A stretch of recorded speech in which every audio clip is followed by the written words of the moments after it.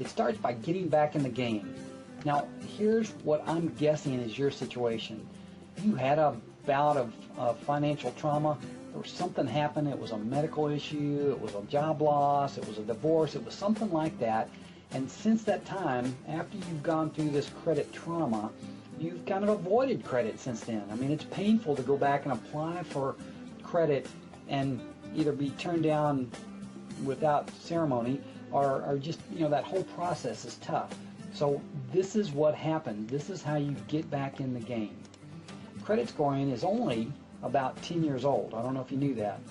And we used to score manually. If you were a mortgage lender or an auto lender, we did not feel we had to have scores. I mean, we did it manually. We scored everyone manually, either A, B, C, or D. D was denied. If a borrower did not pay us, we took the collateral back, whether it was a home or an auto or a washing machine or whatever it was a collateralized loan. And after we came up with our evaluation, we lent them the money. If they didn't pay, we just went and took the stuff back. So it wasn't a big deal to us. The credit card companies, though, they could not do the way that we did because, first off, they're unsecured creditors. And they needed a way to make fast decisions because of the number of people who were applying for cards. And, everybody was applying for multiple cards.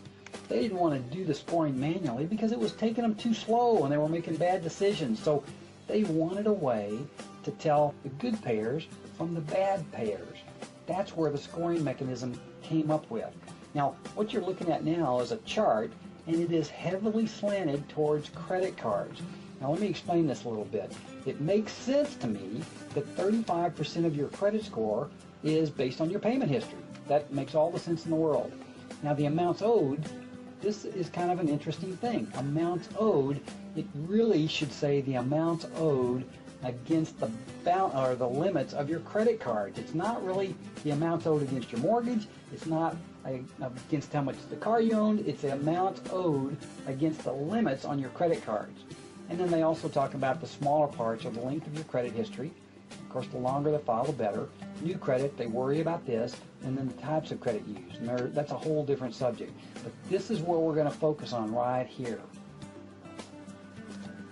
Credit card research shows this is what when they were trying to figure out how to make the algorithms work for scoring, this is what they did. They did a research project and they found that before people go into bankruptcy, they charge up their credit cards to the max. Now, I will be the first to tell you that I do not believe that the people that were charging up their credit cards were doing that in an effort to get back at the credit card companies. I honestly believe that they were doing that trying to hold off the bankruptcy or to avoid it completely. And in many cases, they might have got through. In a lot of cases, they didn't. So again, we're back to this. And this is why this algorithm is in effect, is because they want to know how much you owe versus how much your limit is. So here's a result. If you have a revolving credit card and your balance is more than half of your limit, your score will go down. If your balance is less than 30% of the limit, your scores will go up. Now, here's an example. The balance on this credit card is $3,000. The limit is $5,000. They've got a 60% ratio of their balance to their limit. That will cause the scores to go down. Now, on these other ones, they're okay. This is 25%. They owe $1,000 against a $4,000 limit. And so, all in all, this person's credit score would probably be pretty good. It would go up if they paid down this particular one down to about $1,500. Okay, so hopefully that makes real clear sense for you. So here's the deal. You need a credit card, but your credit sucks because the stuff that's been on your credit, the stuff that since you avoided credit, the only thing that's showing up on there is the negative credit. So you need a credit card. I mean, that's a key thing, and you need one that reports to all three reporting agencies. You also need to get one that you can be approved by. And it may be smart to even have more than one. So here's the big tip, all right? This is the helpful tip. You need to get a secured credit card. A secure card is offered by many financial institutions, usually credit unions and smaller regional banks.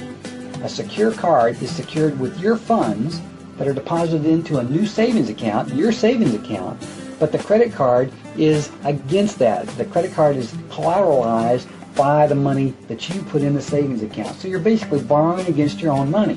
This takes all the risk away from the bank, and that's the reason that they're able to do that. Plus, they charge interest, and of course, they charge fees on those.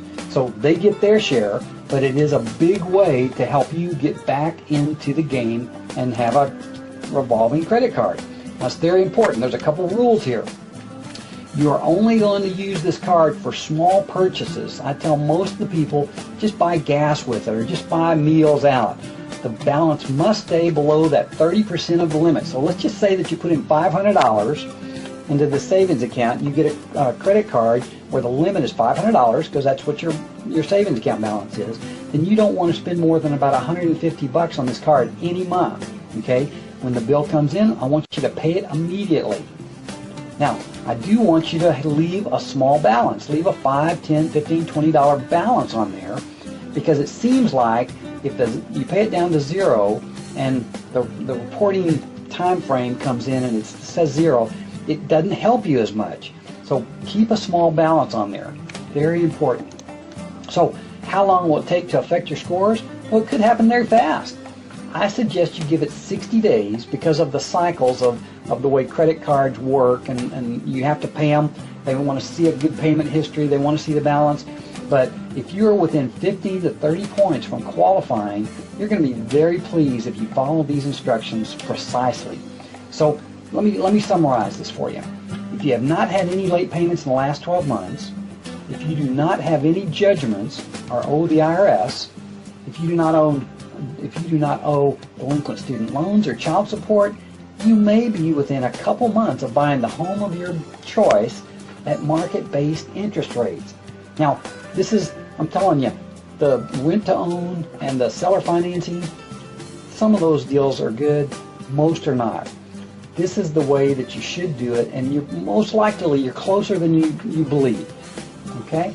Now, this is what I want you to do. If you want to find out if you qualify, I want you to call me at 281-348-9899. Here's my email.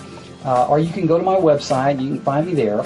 And I also want you to watch this video, another video that explains how the credit scores work, and it talks about the balance versus the limit and all that kind of stuff.